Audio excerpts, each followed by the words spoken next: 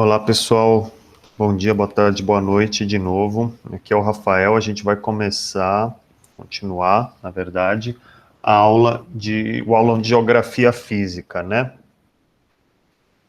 Lembrando que tudo que a gente está fazendo vai para o sala de aula, que vocês têm que, né, assistir, não só assistir às aulas, mas fazer as anotações, fazer os exercícios, assistir as outras aulas que a gente também já tinha gravado sobre os temas, revisar as apresentações que tem bastante conteúdo lá para vocês se aprofundarem nos temas, outros links para vocês verem notícias, vídeos, tá bom? Vamos continuando aqui a aula de geografia física. Outro vídeo a gente falou de cartografia.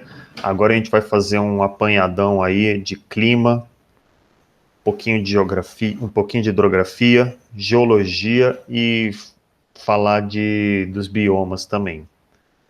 Beleza? Vamos lá então. Vamos começar, na verdade, fazendo um repasse da geologia, né? Que geologia é o quê? É a ciência que estuda as transformações pelo qual a nossa Terra passa, né? Os processos de transformação. Lembra que eu sempre falo dos processos, né? Os processos de transformação aos quais estão sujeitos a nossa superfície, né? O solo em que a gente pisa. E a dinâmica da Terra, ela está completamente ligada ao movimento das placas tectônicas, né? Impulsionado pelo pelas atividades no núcleo da Terra, né, que põe para movimentar esse manto de magma, né? Lembra que a gente fala disso, né? Que o núcleo da Terra é feito por uma substância em estado de magma, que está em constante movimento, é um fluido que está em constante movimento e que ele exerce, né, pressão sobre essas placas tectônicas, que são o que a gente conhece como continentes, né? E eles, por meio desse movimento, dessa pressão, eles fazem com que as placas também se movam, né? Elas flutuam sobre esse magma, né? E esse manto, esse magma, ele tenta sempre escapar. Ele tenta sempre escapar por onde? Pelas brechas dessas placas, né? Então, além dos movimentos das placas, esse movimento de pressão faz o quê? Que existam os vulcanismos, os terremotos, né? Porque são momentos em o quê? Que essa pressão acumulada desse magma sobre essa placa fazem com que ocorram esses acidentes, né? Então, a erupção de um vulcão não é nada mais do que o momento em que tanta força, tanta pressão foi acumulada naquele ponto do vulcão pelo magma que ele consegue achar uma maneira de escapar, de sair pela boca do vulcão. Um terremoto também é a mesma coisa, que tem tanto pressão entre as placas que elas estão sendo movimentadas pelo manto, né, se chocando, que elas se ajeitam, elas se ajustam para liberar essa pressão. E quando libera essa pressão, produz esses terremotos tão catastróficos, né? A gente está vendo nesse GIF aí na tela o fenômeno conhecido como a deriva continental, não é? Que é o movimento que causou a transformação dos continentes e a conformação do mundo, do globo, do jeito que a gente conhece hoje, né? Desde esse momento em que era só um bloco continental único, que é o que a gente chamava de Pangeia, né? Que todo mundo já ouviu falar. Seguindo, né? Esse movimento do magma, tem que lembrar que o magma, quando ele sobe e ele consegue alcançar mais próximo à superfície, ele esfria e torna-se o quê? Ele torna-se os minérios, os minerais que a gente conhece, né? ele se esfria e se solidifica, então ele passa desse estado meio de fluido para sólido, e aí ele se transforma em rocha. E essa rocha é o substrato, é a essência, é o, é o material do que são feitas as placas tectônicas em que estão baseados os continentes.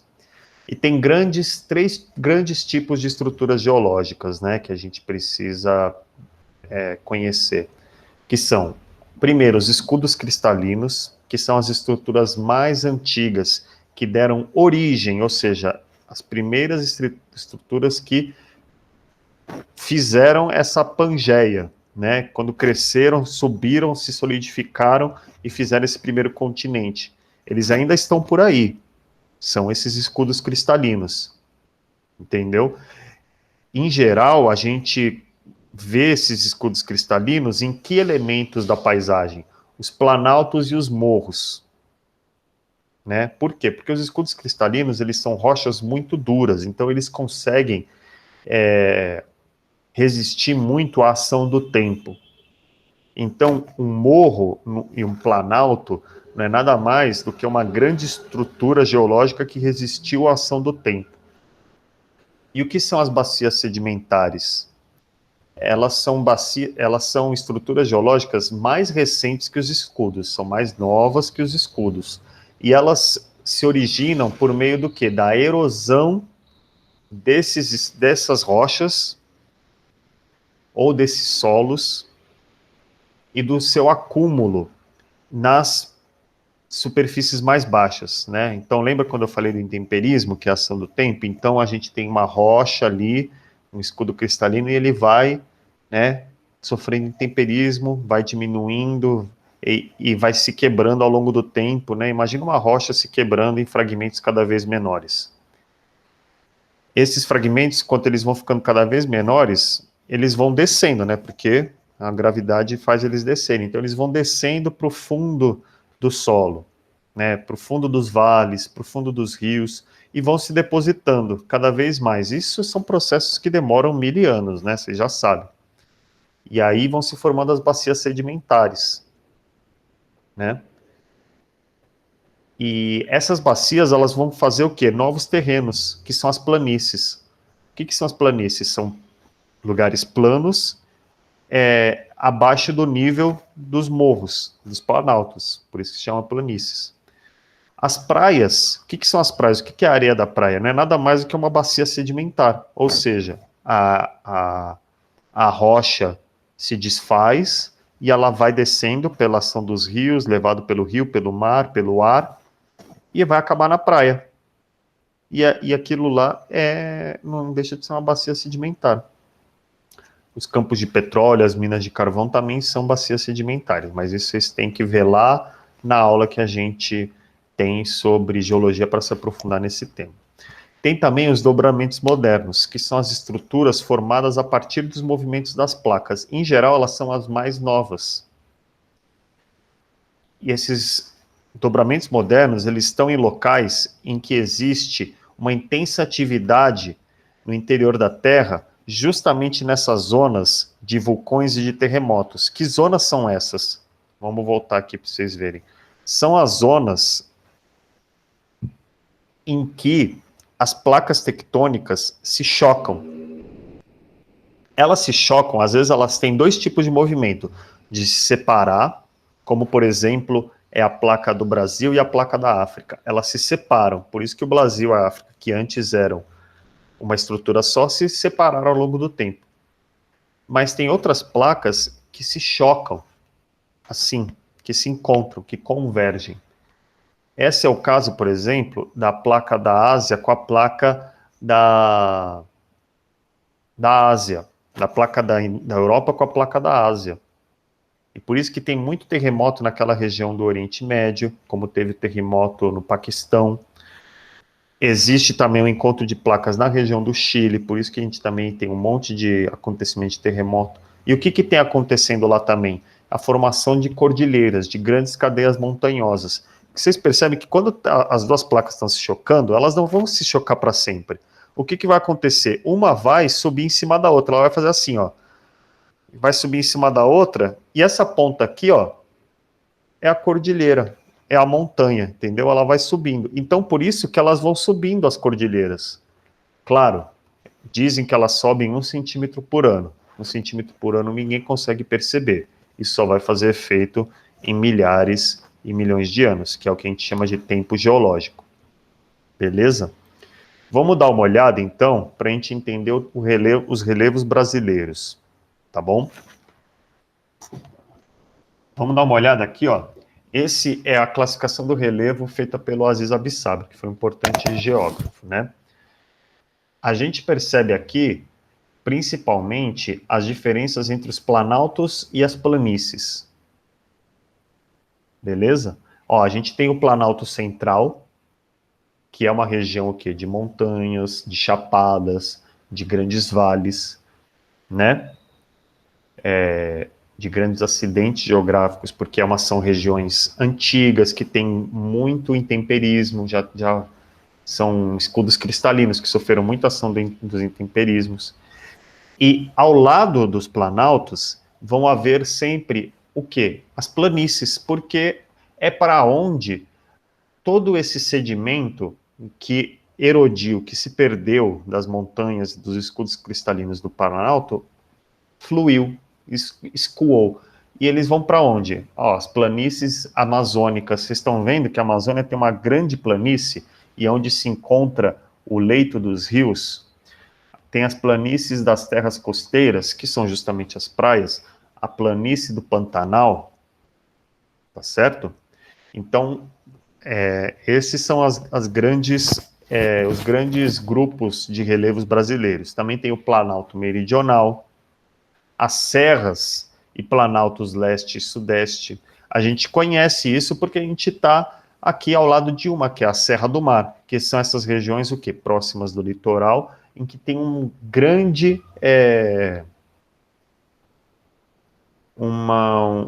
cadeia de montanhas muito próximas do litoral. Elas são o quê? São as regiões das serras, e elas se estendem até o Nordeste.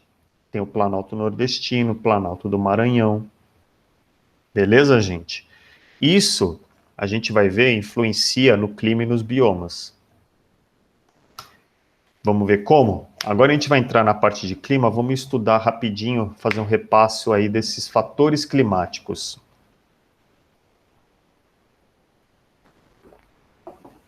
A gente viu na aula anterior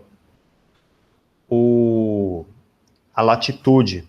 Lembra da latitude? Que são as linhas horizontais que se distanciam da linha do Equador, e que a gente falou, tem até o slide aqui, quanto mais distante da linha do Equador, mudam-se as zonas climáticas, né? Então, primeiro tem a zona intertropical, as zonas temperadas e as zonas glaciais. Então, a latitude é um grande fator climático, que é um fator que define o clima. Segundo é a altitude, ou seja, a distância do nível do mar. O quão alto está aquele local. Quanto maior a altitude, menor a pressão atmosférica e menor a temperatura em geral. Terceiro, a continentalidade. A continentalidade é a distância do mar, ou seja, o quanto está distante essa região do mar. Por exemplo, a gente em São Paulo, a gente está mais próximo do mar do que Brasília. Então, o efeito da continentalidade em Brasília vai ser maior que em São Paulo. Entendeu? Por que isso? E o efeito da continentalidade em São Paulo vai ser menor do que em Santos, que é no litoral. E o porquê que isso importa? Porque o mar, ele é um grande regulador da temperatura. Quanto mais distante do mar, maior a diferença de temperatura ou amplitude térmica da região ou do local em que você está estudando o clima. Lembra desse termo, amplitude térmica? Ele é bem importante, que significa o quê? A diferença do máximo e do mínimo das temperaturas. Tá certo? Outros fatores climáticos muito importantes, que são as correntes marítimas e as massas de ar, que são muito específicos e a gente não vai abordar aqui, tá bom? Vamos dar uma olhada rapidinho, antes de nós nos aprofundarmos, nos climas do Brasil. Vocês estão vendo aqui que a gente tem 6 tipos de clima básicos no Brasil, né? Grandes grupos climáticos no Brasil, que é o clima equatorial, clima tropical, clima semiárido, subtropical, tropical litorâneo, tropical de altitude.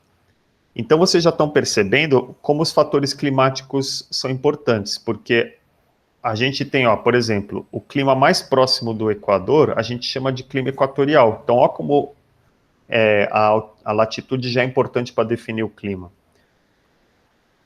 O clima das regiões que estão entre os trópicos é o clima tropical, não é?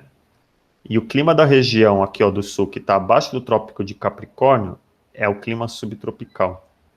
Mas vocês percebem como, por exemplo, tem diferenças aqui, ó, nessa região desse amarelo mais granulado, entre o amarelo e o laranja, a gente chama de tropical de altitude. E a gente vai ver por quê. A definição do clima depende muito, como eu já falei, do terreno, da continentalidade, né? Vamos revisitar aqui, da altitude, da latitude. Então vocês vão ver como esses fatores jogam. Antes disso, a gente vai passar rapidinho por aquele bônus que eu falei, que são os biomas. O que são os biomas, né? Essa definição aqui é do IBGE, deixa eu só até escrever aqui. Os biomas são o conjunto de vida vegetal e animal constituído pelo agrupamento de tipos de vegetação contínuos a nível regional. Ou seja, né, uma grande porção do território, as características da vida vegetal e animal são as mesmas, né? Com condições de geologia e clima semelhantes, e que também sofreram os mesmos processos de formação da paisagem. Entendeu como é importante a geologia e o clima para entender o bioma? Resultando em uma diversidade de flora e fauna própria. Ou seja, os biomas são grandes grupos, né, mas que têm algumas diferenças entre si, dependendo de certas condições da geologia, clima e paisagem, tá bom?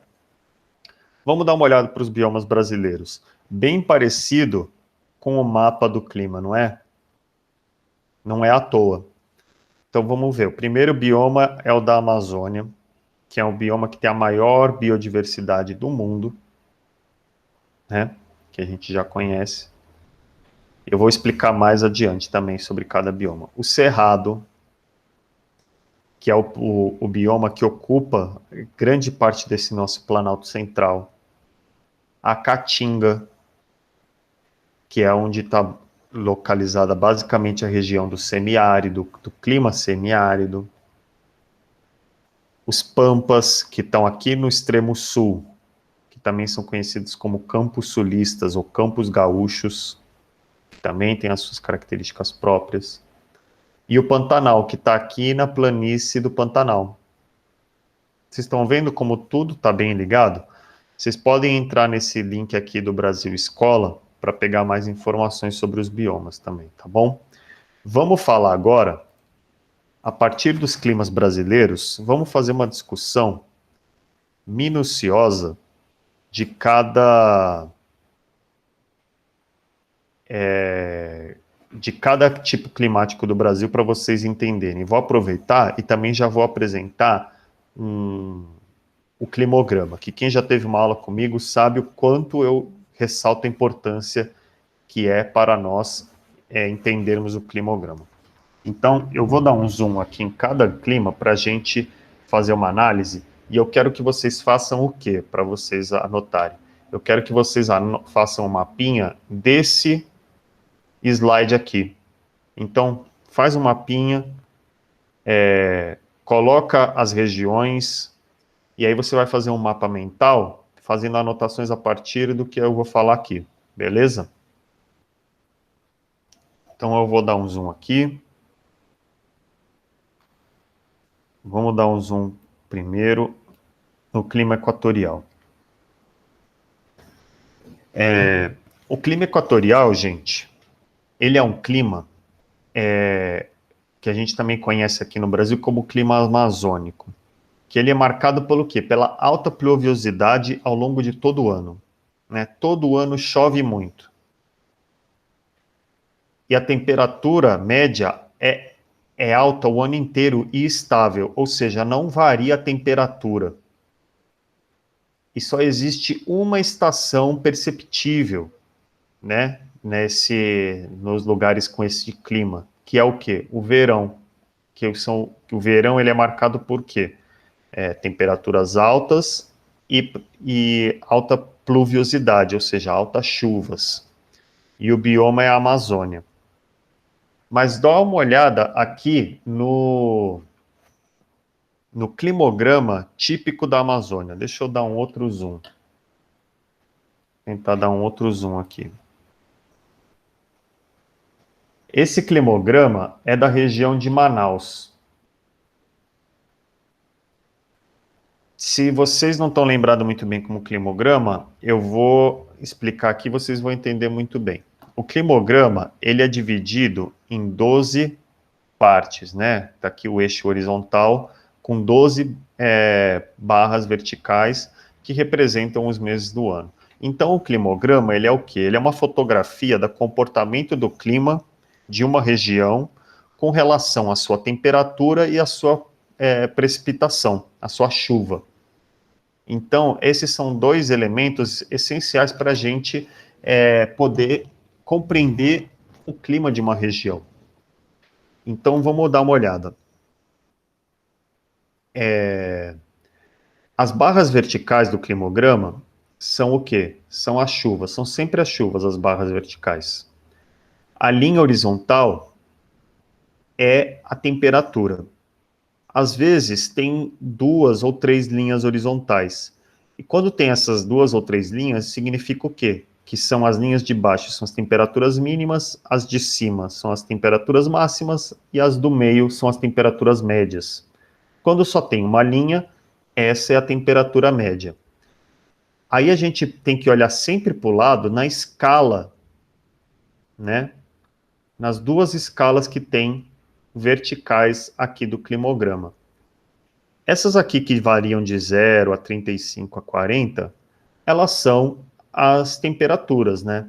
Essas que variam de 0 a 300, 0 a 2000, 0 a 500, essas são as chuvas, 500 milímetros, que é a medida da chuva. Então, a gente pode ver que no clima equatorial, a temperatura ela pouco varia ao longo do ano. As temperaturas médias são muito altas, próximo dos 28 graus, durante o ano inteiro, e uma variação que eu diria que é menor de 3 graus, uma amplitude térmica menor de 3 graus. Ou seja, é quente o ano inteiro. As únicas diferenças são o quê? Que, em geral, no início do ano é a temperatura chuvosa, no meio do ano é a temperatura que chove menos. Não deixa de chover, mas chove menos. Entendeu? Então, isso já dá para entender muito bem como que funciona o clima amazônico, o clima equatorial, a partir desse climograma, né? Só para falar a respeito do bioma, o bioma Amazônia, como a gente já falou, é o bioma que carrega a maior biodiversidade do mundo e ele possui uma floresta estratificada. Ele é conhecido também por essa floresta estratificada. E o que isso significa? Né, gente? Isso significa que existem dois estratos, dois níveis da fauna, da floresta nesse clima, nesse bioma amazônico, que é o quê?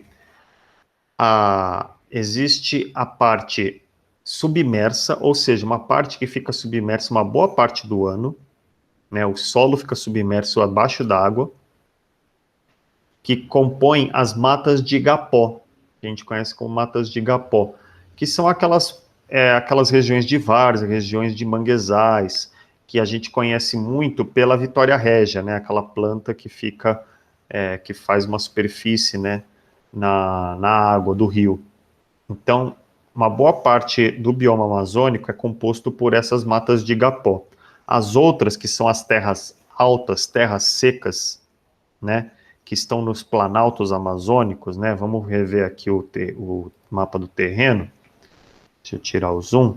E a gente está vendo aqui a planície e as terras baixas. As terras baixas é onde ficam as matas de igapó, e os planaltos é onde ficam as terras altas, né?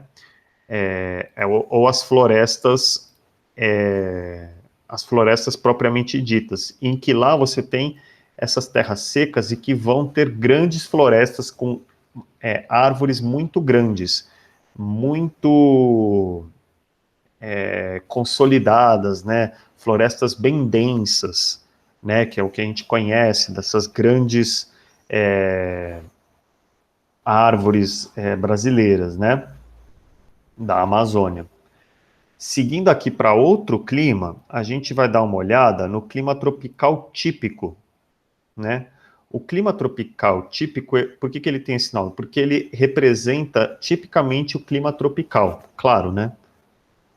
E quais que são essas características desse clima que se estende por todo o Planalto Central brasileiro? Vocês estão vendo?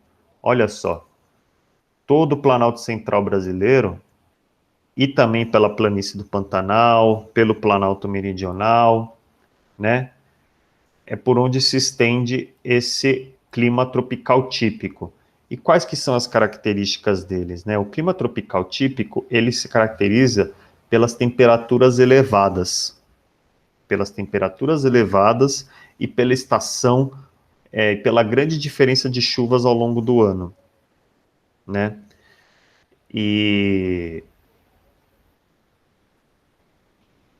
essa diferença de chuvas e as temperaturas elevadas, mas com alguma maior diferença, perceba, as temperaturas são elevadas, mas elas variam mais do que variam no clima equatorial, né? Isso são as características essenciais do clima tropical. E o que a gente percebe com relação às estações é que ele tem duas estações definidas. O verão, que é quente e chuvoso, e o inverno, que é frio e seco. Frio relativamente, né? Porque em Cuiabá nunca vai fazer frio, né? Não vai fazer o frio de Alegrete, ou o frio do Uruguai ou da Argentina. Mas, em comparação com os meses de verão, vai fazer mais frio. Deixa eu dar mais um aqui para vocês verem o climograma dessa região. Esse é o climograma de Cuiabá, que é a capital do Mato Grosso. Então, vocês percebam que, diferente do clima equatorial, a temperatura varia. Não varia tanto assim, mas varia mais. Perceberam? Agora ela varia numa faixa aqui de próximo dos 28 até próximo dos 21. Então já tem uma amplitude térmica, né? 28 menos 21 dá quanto? 7. Então a amplitude térmica dessa região é mais ou menos de 7 graus. Vocês estão percebendo pela linha aqui? E vocês estão percebendo que a variação das chuvas também é muito grande, chegando a quase não ter chuva no meio do ano. É um inverno bem seco, ou seja, nunca deixa de chover, mas é bem seco. Então, isso é o que caracteriza o clima tropical. Verão quente e chuvoso, inverno seco e frio. Relativamente frio, né? O bioma aqui são os biomas do Cerrado e do Pantanal, que são as terras alagadas, né, que estão na superfície do Pantanal. Lembra que a gente mostrou lá no slide? Que é uma terra que está justamente sofrendo o quê? Que sofreu grandes queimadas no meio do ano. Por quê? Porque estava numa época de seca, e a seca propicia as queimadas. Entendeu? Vamos ver aqui qual que vai ser o próximo bioma que a gente vai ver.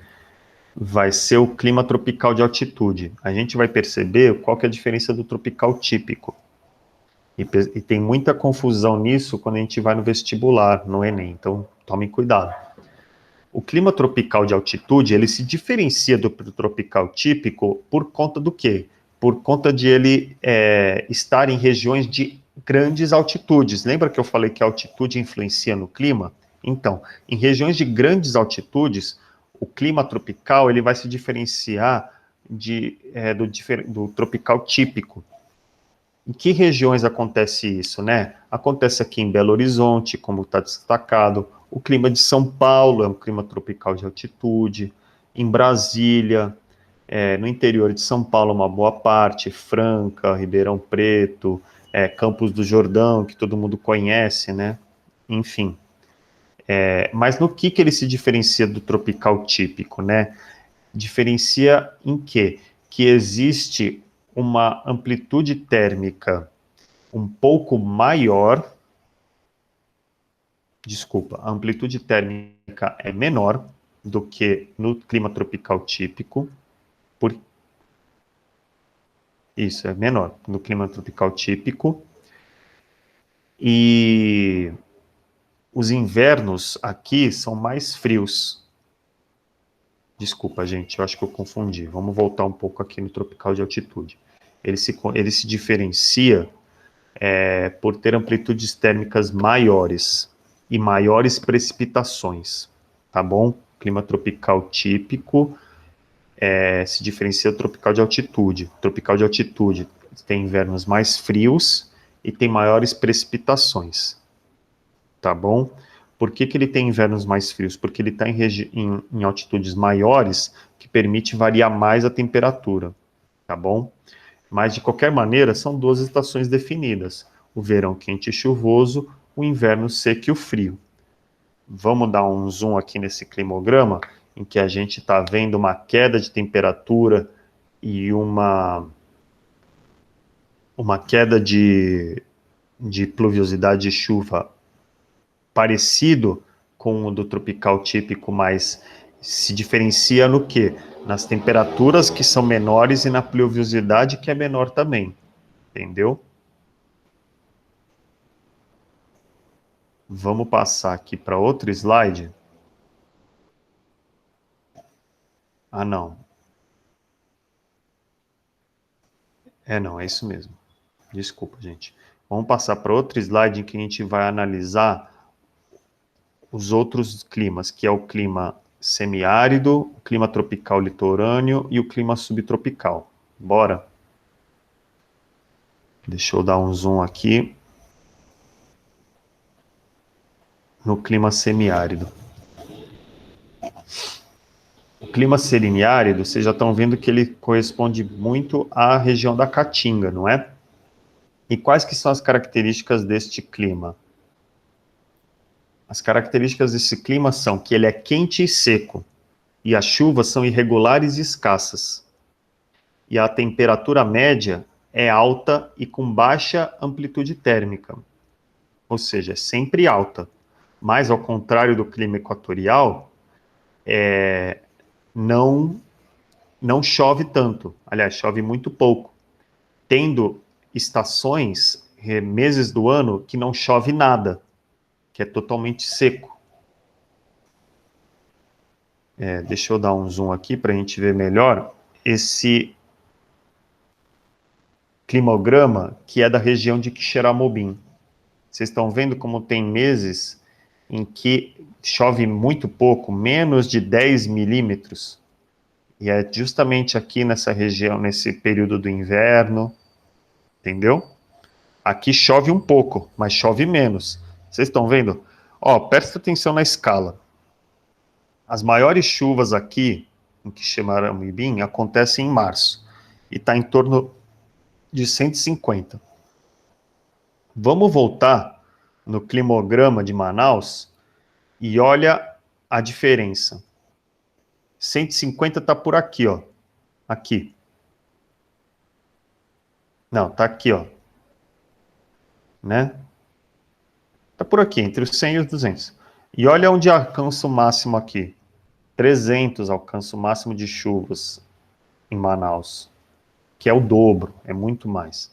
E as chuvas quase nunca ficam abaixo de 50.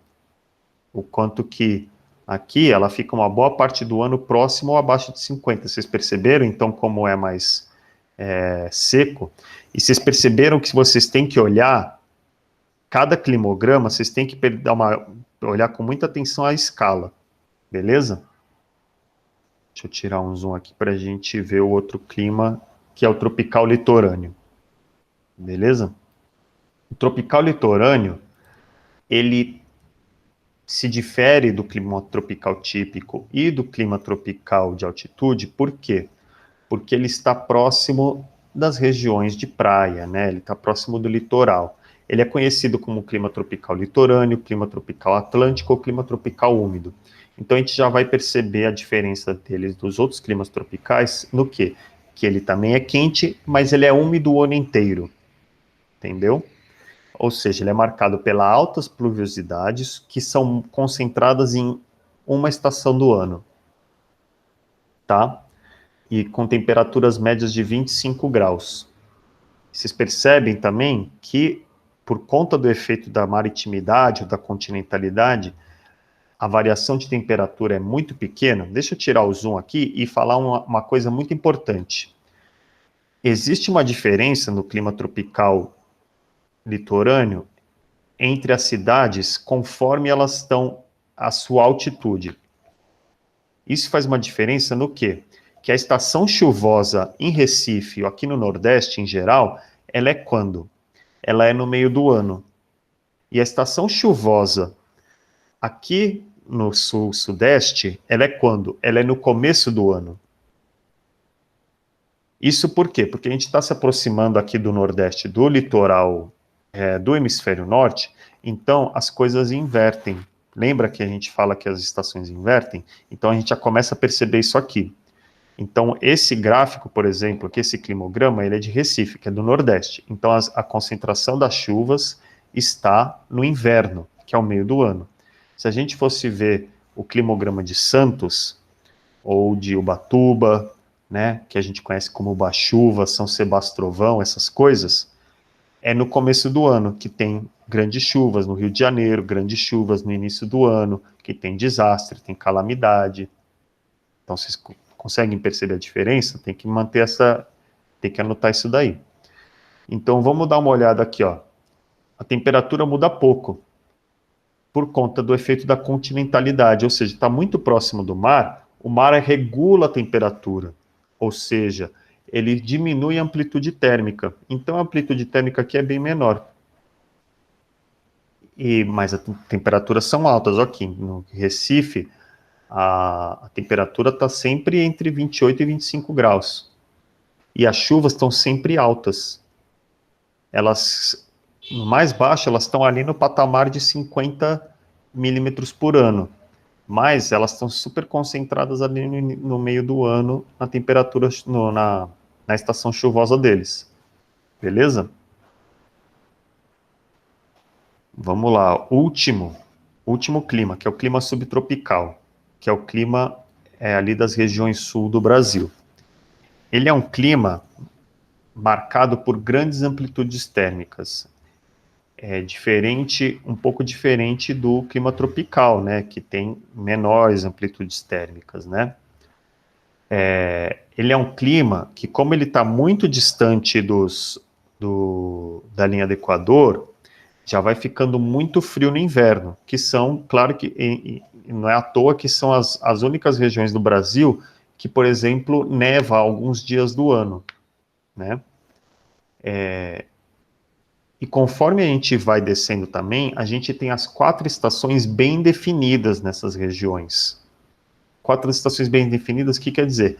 Que o verão é quente e úmido, o inverno é seco e frio. A gente percebe mais a entrada da primavera e do outono. Por que que a gente percebe, né? Isso se dá por conta da fauna e da flora, né? Que na primavera a flora, as folhas, né, soltam as suas folhas, soltam as suas flores, os animais saem, o pólen sai por aí, a gente também pega mais alergia, enfim, no outono as folhas caem, entendeu? A gente percebe a diferença nas estações primavera e outono, que são estações de transição por conta dos ciclos da natureza, dos ciclos da fauna, da flora, entendeu? Não é nem tanto pelo clima, tá certo? Esse clima ele também se caracteriza pelas chuvas bem distribuídas durante o ano, né, que a gente já só retomar que também tem o bioma da Pampa e da Mata das Araucárias, que é o característico dessa região. Vamos dar um zoom só para vocês verem que, ao contrário das outras regiões brasileiras, aqui a amplitude térmica é muito grande. Então, vocês estão vendo aqui as máximas no período do verão, chegando lá próximo dos 25, 26 graus, e as mínimas durante o inverno chegando a 14 graus, desculpa. Mas as chuvas, elas estão bem distribuídas ao longo do ano. Vocês estão percebendo? Elas nunca vão abaixo de 100, de 50 milímetros. E não tem também um grande pico de chuvas, como tem no clima tropical litorâneo, né? Então ela é mais regulado. Beleza, gente? A gente vai ficando por aí. A gente vai cravar as próximas aulas. Nos próximos dias a gente vai postando ela no Google Classroom. E, de novo, não esqueçam de anotar e fazer os exercícios, tá bom? Boa aula, bom proveito, bons estudos e até mais.